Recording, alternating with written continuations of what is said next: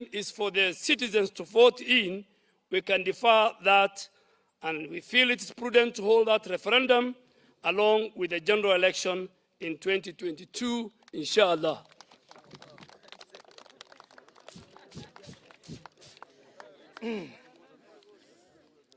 Therefore, encouraged by this demonstration of a very real prospect of finally converging towards respectful, code and peaceful consensus on the matter of BBI related, the prospect of reggae becoming Jerusalem.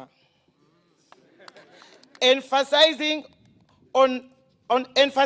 our long-held and firm-maintained position that we must avoid contentious, win-lose, divisive, or acrimonious referendum that hold the potential to breed hate, ethnic polarization, and conflict, cognizant that we are in the midst of the deadly pandemic that has ravaged our country, aware of a struggling economy which is on the verge of full-scale collapse, aware of a struggling economy which is on the verge of a full-scale collapse, recognizing that we have not built the capacity to handle the huge risk that comes with the reopening of schools, as well as tremendous financial outlay required to enhance school facilities in this COVID phase. And after broad consultation, length engagement, and robust deliberation with a wide spectrum of various stakeholders on the matter of the Constitutional Amendment Bill 2020, we appreciate the good proposal in the amendment bill and also acknowledge the positive efforts made in accommodating various concerns relating to outstanding issues as indicative of progress towards consensus. With the progress we are making in building consensus on important constitutional, institutional, and administrative changes, we recommend that resources earmarked for BBI-related activities be redirected to COVID mitigation measures and supporting the recovery of micro and small enterprises. As a part of the consensus, we will be asking for clear directions on issues of land and historical injustices.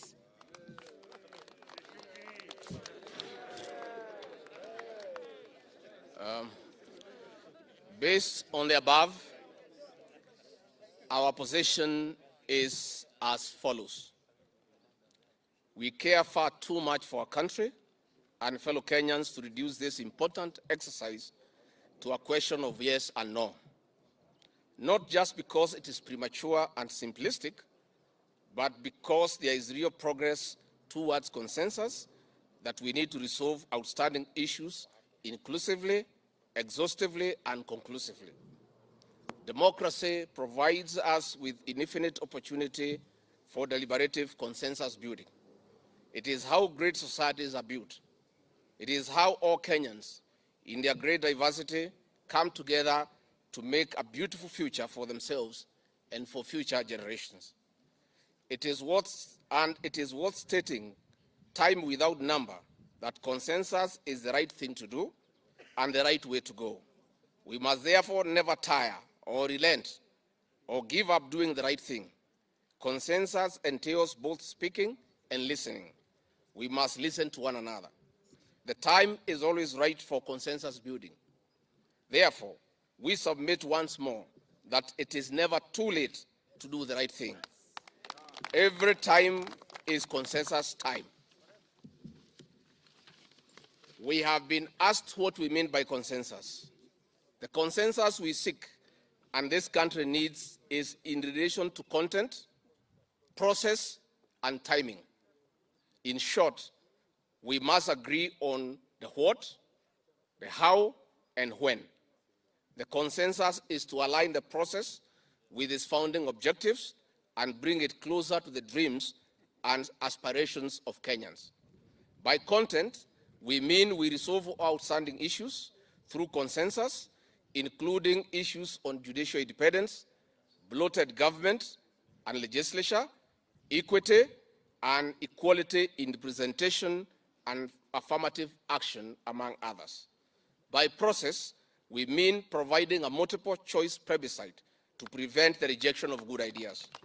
By timing, we mean we should hold the referendum in 2022 together with the general election in order to save costs and direct available resources to mitigating the effects of COVID-19.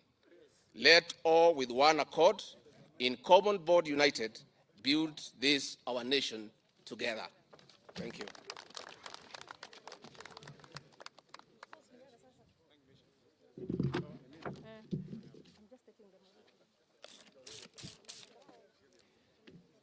Largely, I think everything that needed to be said by this team has been said by the speakers who have read our statement. We will make the statement available to members of the media. And the statement we have made here, we have made the statement in very good faith, because this is our country. We are leaders in this country, and we must provide leadership as we engage with other leaders in the exercise of building consensus so that we can avoid an unnecessary divisive contest. In a nutshell, let me say that we appreciate the challenges this process has gone through. We appreciate that there has been a lot of push and pull. Many of the members of this team have been victimized for holding different opinions from those of others. We believe and we ask that we want to walk together this journey. We are not making any demands of anybody. We are putting our case. And we believe that we have a very strong case. The same way, in Bomas, there were proposals that had been put on the table.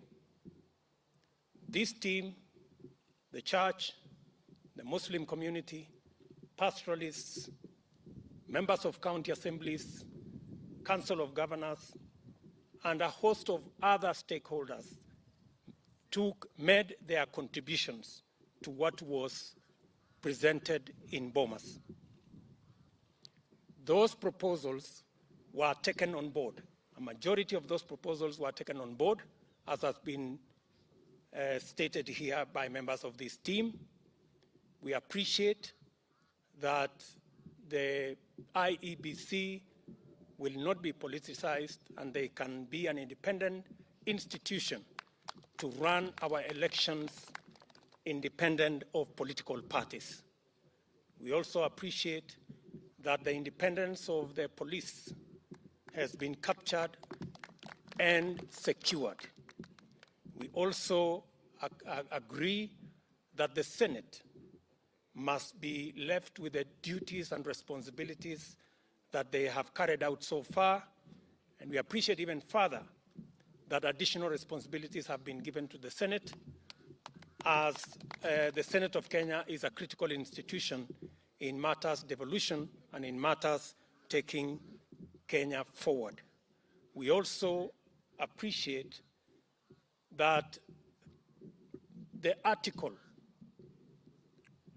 11A, which many members of this team canvassed on ensuring that ordinary people and their issues are part of the discussion. Finally, we have Article 11A that speaks to the economy and shared prosperity that will ensure that every citizen, especially the micro, the small enterprises, the pastoralists, the people in our farms, and the many Kenyans who ordinarily are not made part of the discussion and ordinarily are not part of the Constitution. For the first time, we have their issues firmly embedded in the Constitution. And it is important to also note that a timeline has been placed on the actualization of Article 11A.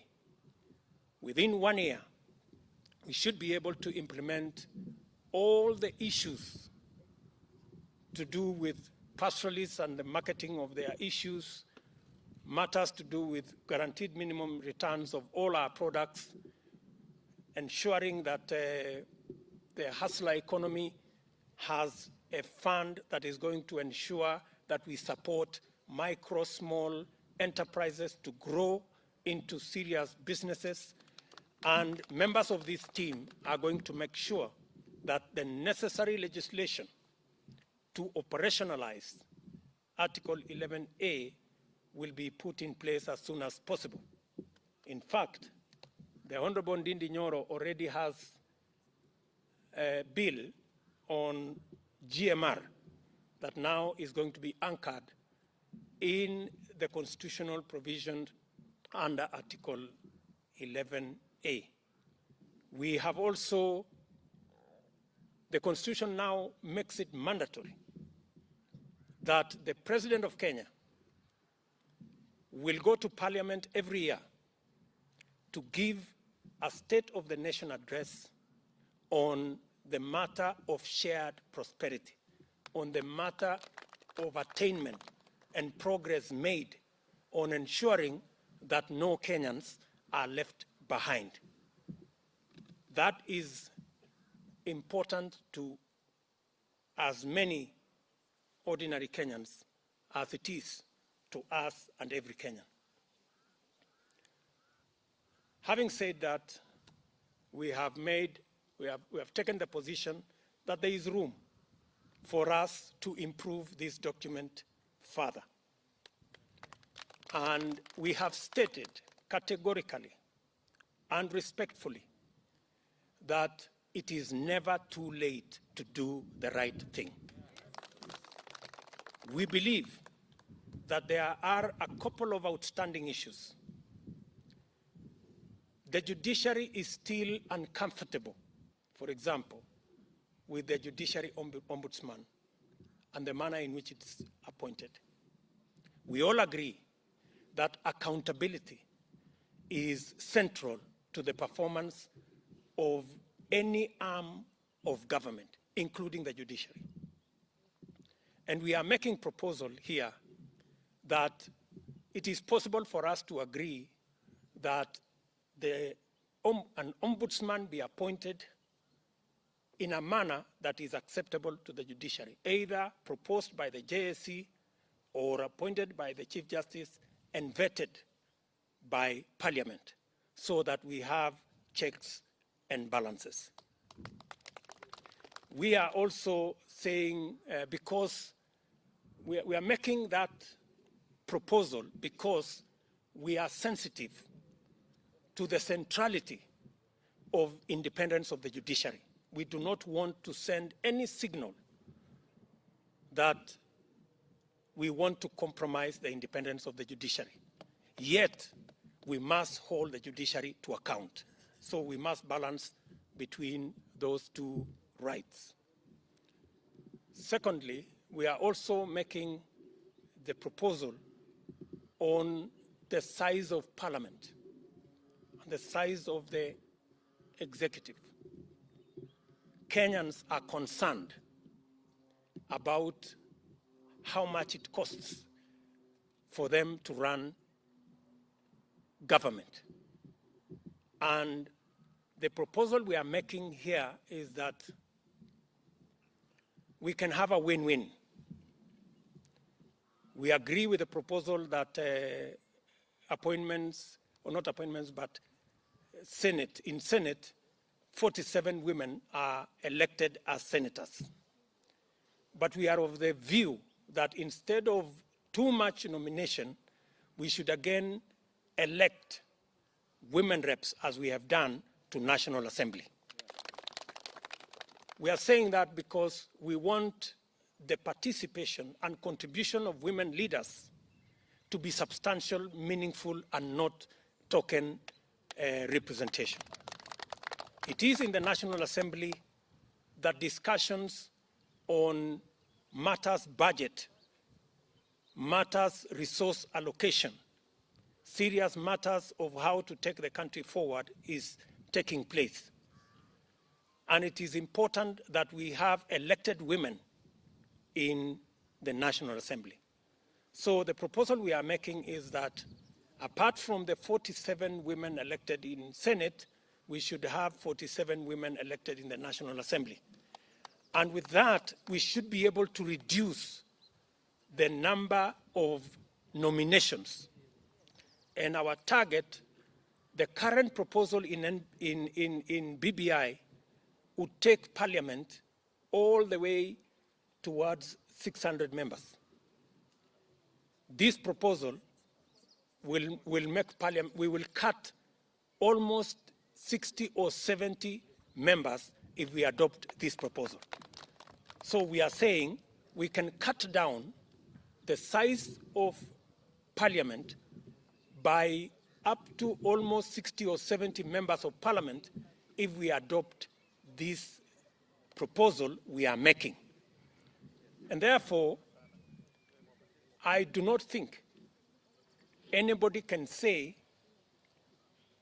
that it is too late to make a huge saving on the kind of savings we are going to make if we adopt a proposal that reduces substantially the size of our legislature. We are also of the firm belief that adjustments can be made. We agree on the principle of the new 70 constituencies. Why do we say so? The position of this team all along is that in Bomas, it was suggested that these are people who will be appointed. They will just be members of parliament. Our position is nominating members of parliament gives jobs to people, and the public benefits nothing. Therefore, we suggested that the 70, instead of being nomination of persons, it be converted to constituencies. As we've said here, that was done. We now have 70 constituencies. All we are requesting now going forward is that the 70 constituencies will be delimited by IEBC, that we give a window to IEBC to vary slightly up to about 20%, because we agree with the original principle that there must be equality of representation. And there is a case that has been made that there are sections, counties in our country that are underrepresented. We believe that we can balance that requirement of equality in representation by allowing the IEBC to vary slightly, because we have huge areas, like we have said, in Kitui that have raised concerns, in Garissa, for example, Ijara, that have raised concerns, in Wajir, that's Wajir South, that have raised concern, in Nyeri, Kieni is 52% of Nyeri County. In Nyandarua, where we have Kinangop here, which is a huge constituency. In Migori, in Kisii, and Marsabit, you know, and those areas. So what we are saying is there is room if we just put a rider in the BBI text that 70 constituencies, as the IEBC is delimiting the 70 constituencies, they are allowed to vary to an extent of 20% so that we can take care of the areas that have raised concern. And we are not saying the areas we have just listed. I think there are, among others, there are more areas that have said that, but we do not believe there will be more than 10 or 12 areas that need to be considered. And finally, I think we have also been cognizant that we do not, I think many Kenyans have been wondering, why are we insisting on a consensus on process? We have been insisting on consensus on process because we know there is a way we can make this referendum win-win. We know there is a way we can accommodate everybody. We know there is a way we can remove this referendum from being win-lose. There is a mechanism that can allow us to vote on the issues instead of the personalization of the referendum. We do not want the referendum to be so-and-so versus so-and-so, because so-and-so is leading this place, is leading no, and so-and-so is leading yes. That, in my opinion, is backward.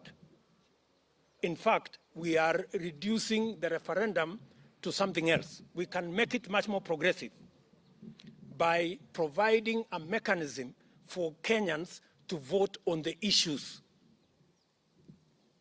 We have, as a team here, agreed that we will support the proposal by CIOC in Parliament to provide a mechanism in the referendum where Kenyans can vote on issues, not just a yes-no referendum.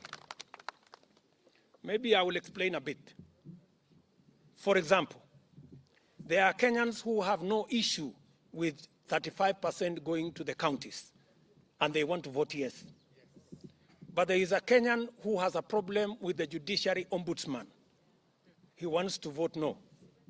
Why do we force a Kenyan to vote for something he does not want, or to vote against something he wants? It is practically possible for us to give an opportunity for Kenyans to vote yes for resources going to the county, and to vote no for what he doesn't want or she doesn't want. And that is the opportunity we are saying should be made available to Kenyans. What will that do? The opportunity to allow Kenyans to vote on issues will completely remove this us versus them, no, yes referendum contest. Completely. It will remove it. There will be no need for us now to have teams campaigning yes this way, others campaigning no that way. We will then focus on issues. Which are the issues Kenyans will vote for, which are the issues Kenyans will not vote for, and the reasons why, and we can always take this forward. And let me say for the record that it was okay for us to vote no yes in the last referendum because we were enacting a new constitution. So the vote was between the current and the old. Now we are not voting for the whole constitution. We are voting for articles of the constitution. So it is perfectly in order for us to assemble articles that are together and vote for them separately. And that's all we are asking. We are also saying, as responsible Kenyans and as responsible leaders, that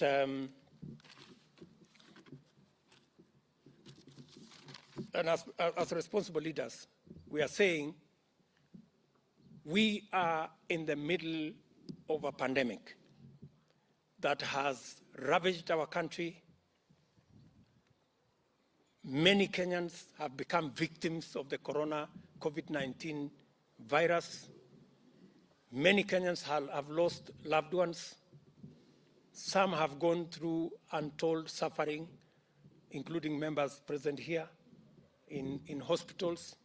Many Kenyans are not able to afford, you saw, I think it is in the media, that it costs about 21,000 every day Very few Kenyans can afford that kind of costs. And the attendant issues of a financial crisis that has been occasioned by the corona pandemic. We want a discussion, a candid discussion. Our proposal is we should commit every resource that is available towards tackling the corona pandemics, alleviating the serious crisis in our economy, making sure that in January there are face masks, there are desks, there are facilities for our kids in school in January, and that there is a possibility for us to take this referendum together with the election in 2022. We want to offer a discussion. We are not saying that it is cast in stone. We want to be persuaded why it's not possible for us to do it in 2022. Our proposal is we can do it together with the election in 2022. So these are proposals we are putting on the table in good faith. And we are requesting the other stakeholders. We are requesting the other stakeholders.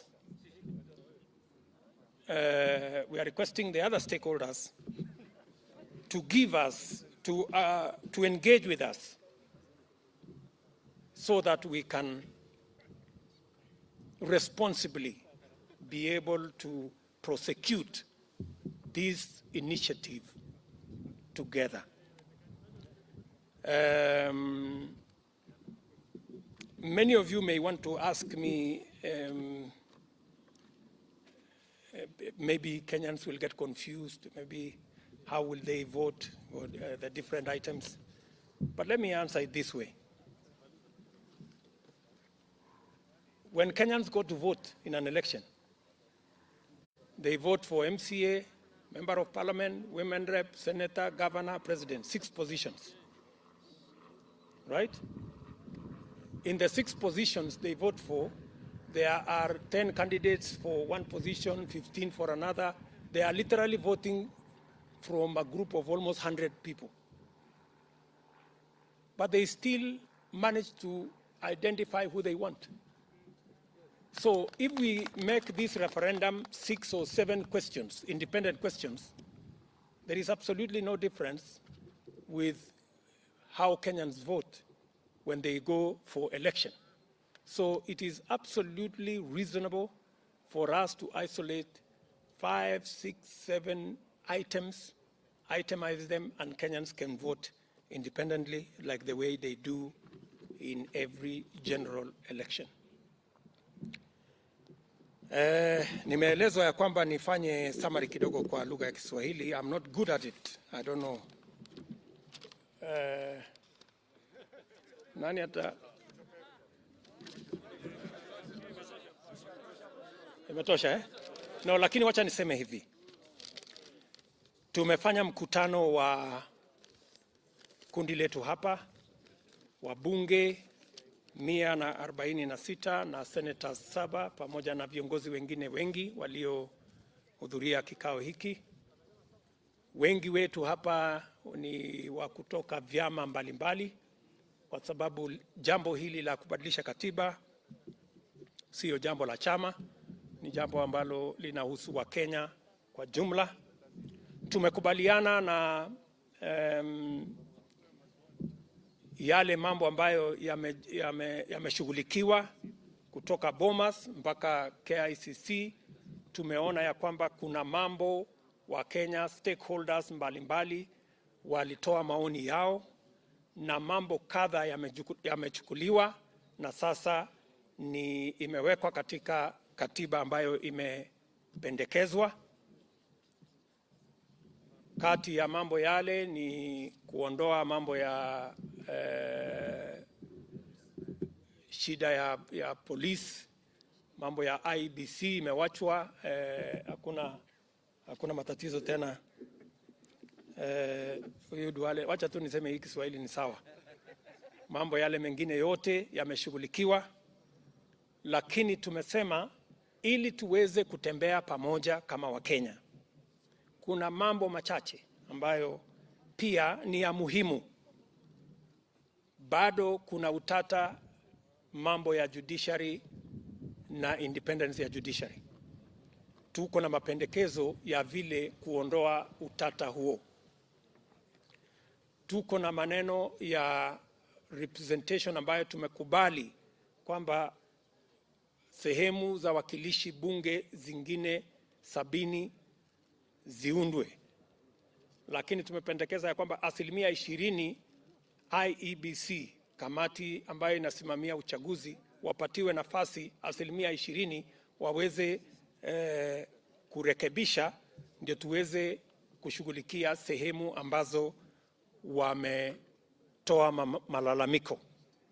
Vile vile tumekubaliana ya kwamba bunge, Wakenya wengi wanalalamika kuhusu kiasi ya pesa ambayo itatumika katika kuendesha bunge mpya, na tumetoa mapendekezo ya kwamba tunaweza kupunguza kutoka ile bunge BBI imependekeza, tunaweza kuondoa wabunge wengine karibu 50-60 ili tuweze kupunguza size ya bunge na kupunguza pia gharama ya wananchi katika mambo ya kuendesha mambo yao. Na mwisho tumesema vile vile hatutaki kwenda kwenye kura ya maoni, inaitwa kura ya maamuzi, hatutaki kwenda kwenye kura ya maamuzi ya kusema tu ndio ama la. Bunge letu la Kenya inatengeneza sheria ambayo itasimamia mambo ya referendum, na hiyo sheria inapendekeza ya kwamba kuwe na kura katika articles ama vipengele tofauti. Hakuna haja ya kusema ndio ama la. Kama unapenda mambo ya 35%, 35% kwenda kwa county, unaweza kusema ndio. Kama kuna kipengele ingine hauamini, unaweza kusema la. Na inawezekana tuwe na maswali kama 5, 6 ama 7 ili tusiende katika kukataa ili hali uko na mambo ambayo ungependa yapite kule ndani, ama kukubali ili hali uko na mambo kule ndani ambayo ungependa isipitishwe. Kwa hivyo tumekubaliana ya kwamba sisi wabunge walio hapa wataunga mkono sheria iliyo bunge ya kamati inayosimamia mambo ya kutekelezwa kwa katiba ya Kioni, ili tuwe na nafasi ya referendum ambayo itakuwa na maswali kuzidi moja katika vipengele tofauti. Na vile vile tumesema kwa sababu ya hali ya uchumi iliyoko katika taifa letu la Kenya na kwa sababu ya matatizo ya ugonjwa wa corona, Wakenya wengi hawawezi kujimudu kulipa gharama ya matibabu. Tuko na matatizo, watoto wetu Januari kurudi shuleni, lazima masks zinunuliwe, madawati zinunuliwe, expansion ya facilities katika shule ishughulikiwe. Tulikuwa tunapendekeza hii bilioni 15 badala ya kutumika kwenye referendum, tuweze kutumia hiyo pesa kushughulikia janga la corona na mambo ya uchumi ambayo iko chini kwa saa hizi, na tuweze kupiga kura hii ya maamuzi pamoja na uchaguzi 2022. Hiyo ndio mapendekezo yetu, na tunawauliza ndugu zetu wengine tuweze kuongea, tuweze kutafuta uwiano na maelewano na makubaliano ili tuweze kutembea pamoja kama Wakenya. Sisi tunaamini inawezekana hii draft constitution proposal ambayo imewekwa inaweza kuwa republished tena, ikichukua maoni, inaweza kuchapishwa upya ili ikichukua maoni kama sisi wote tutakubaliana twende barabara hiyo. Asante sana. Si nimejaribu kiasi? Haya. Sasa nitachukua maswali. Sorry.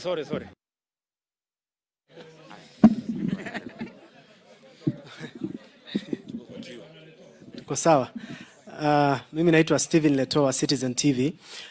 The proponents of the BBI referendum have said on Wednesday last week that the window for more amendments was already closed on that day, and that even today and the other day, more amendments, proposals from the Ilchamus community, as well as from Mombasa, were rejected, and that the signature collection is already ongoing. Number one, with your new, recommendations that you've brought forward, are you then seeking a suspension of the ongoing signature collection drive? And number two, the Secretariat has released timelines to have the referendum conducted before or by June next year.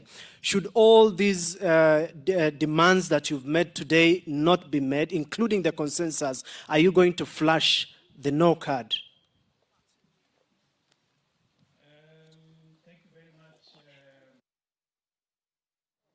I'm sure you are not new to the issue that the door is closed. Even in Bomas, we were told the door is closed. But our position is that it is never too late to do the right thing.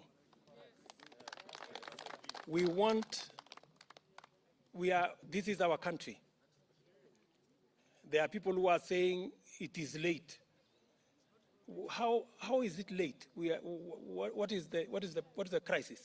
What is the problem? This is our country. I want anybody to discount the proposals we are making here on the size of parliament, on the need for consensus on the ombudsman, on the need for consensus on the constituencies, if they are not reasonable. You can only discount them that they are not reasonable.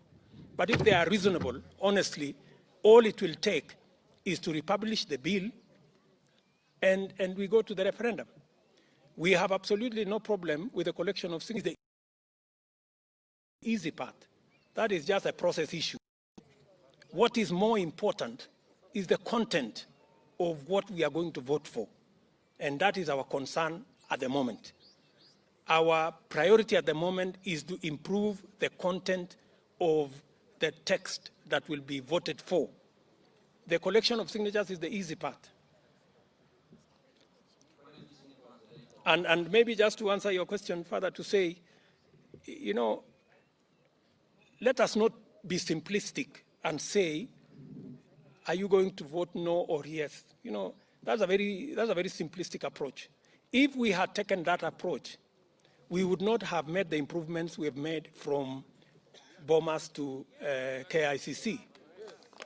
Many people were pushing that the people who have better ideas should go and join the no team. We think that is not, that's not,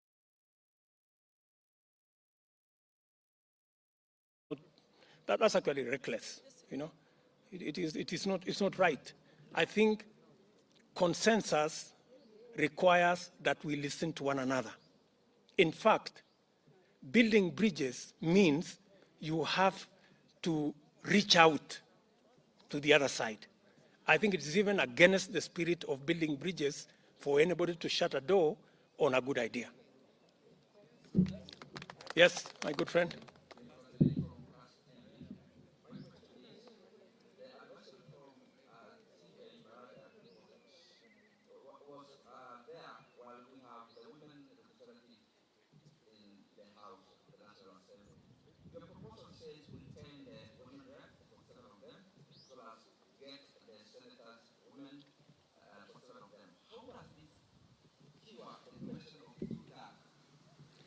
If you listen to our statement, we said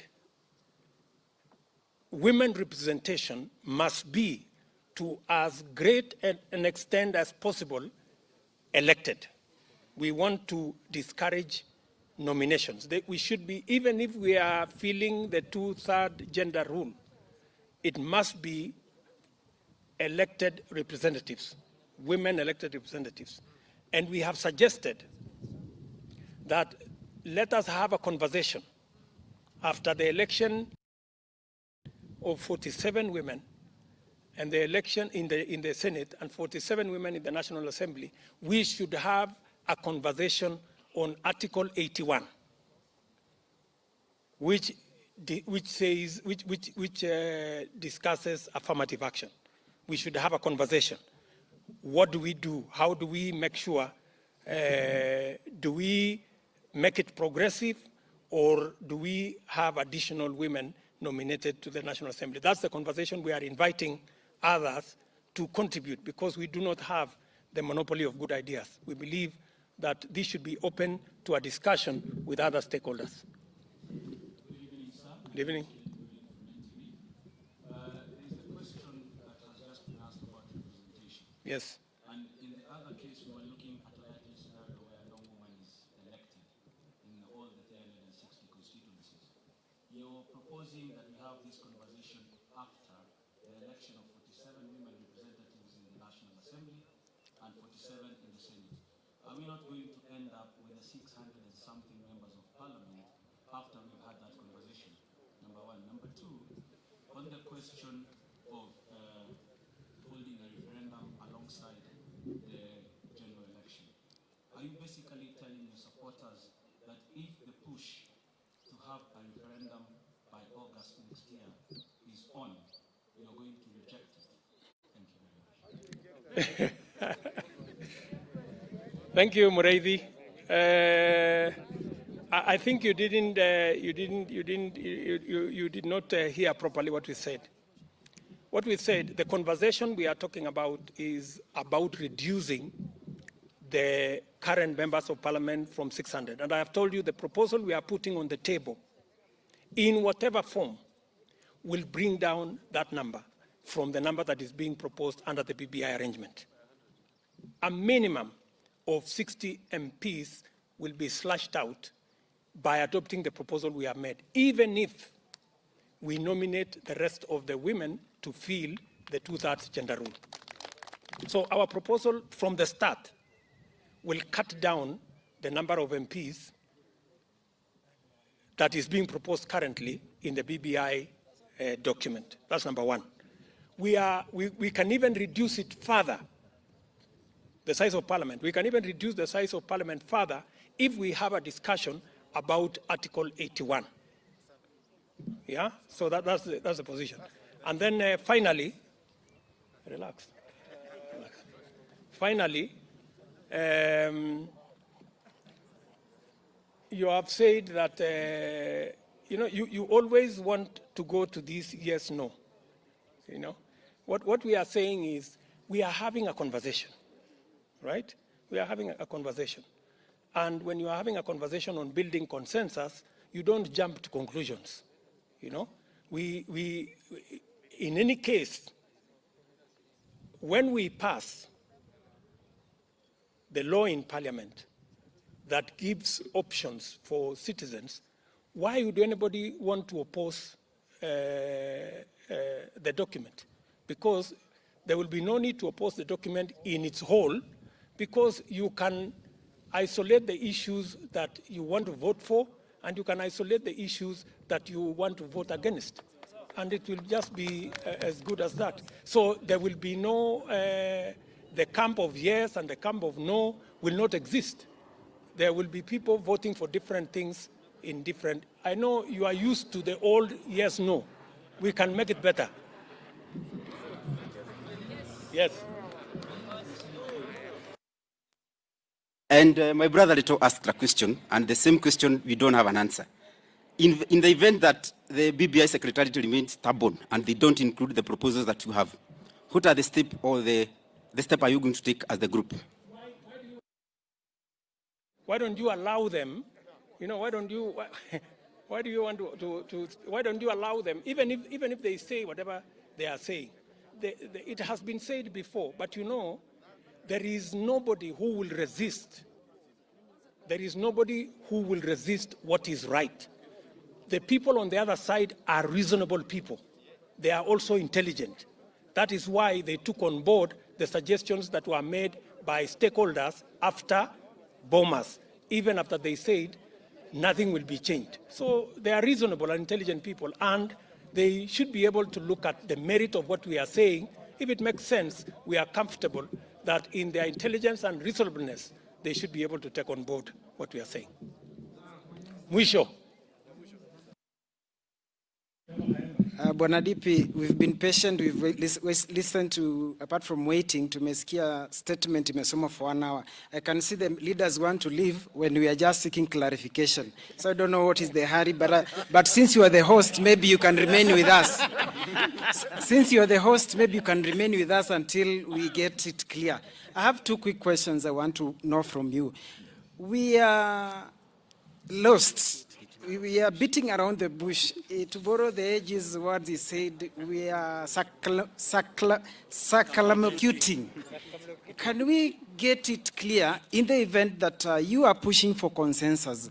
Yesterday we were given an update that it's over 2 million signatures. The window for signature collection is Friday, which means the next stop is the verification. In the case there is no room for consensus, are you for yes, are you for no? In the event that the consensus you are rooting for is not. The second question, what you are talking about the Kioni CIOC, it's a referendum bill that is already in court. Even if it has already been suspended, and even if it was not suspended, that is what would give us a referendum law. Now, what we are having is the referendum question that has been framed under the Constitution Amendment Bill 2020. So could we address ourselves to this one? Because what Kioni is rooting for is a bill that maybe will come into law to have a referendum law in the country. You have your facts on that particular issue. We have actually 2 referendum laws in Parliament, 2 of them. Bills. We have 2 bills in Parliament. One by the Kioni Committee, one by the JLAC, right? And all of them are actually almost at the tail end. Yeah? In fact, the Speaker was supposed to give a ruling on harmonizing the 2. So the reality of having a multiple choice referendum is real. So you need to relax. The referendum is not happening next week. If at all, this referendum will be happening in April next year or some other place at the earliest. So relax. So that is one. So when we talk about the possibility of us having a multi-choice referendum, we are not talking about something in space. We are talking about a reality. And members of the committees are seated here. And they have given us assurance that it is possible for that bill to be finalized in time for us to use it for a referendum. Are we together, Kayemba? So, again, we are used to this yes, no, win, lose, or all or nothing.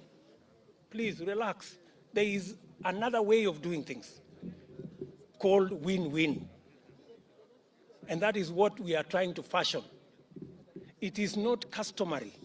It is not usual. That's why you have a problem with it. Because you are not used to, you are just used to, oh, are you yes or are you no? Yeah? Are we together, Kayemba? So what we are saying, we want to improve our country, my friend. When you find me, you know me, normally I take positions and I'm very clear about. But you see, I am Deputy President today. And I have the interests of every Kenyan. There are people who support us and they want a real choice to express themselves.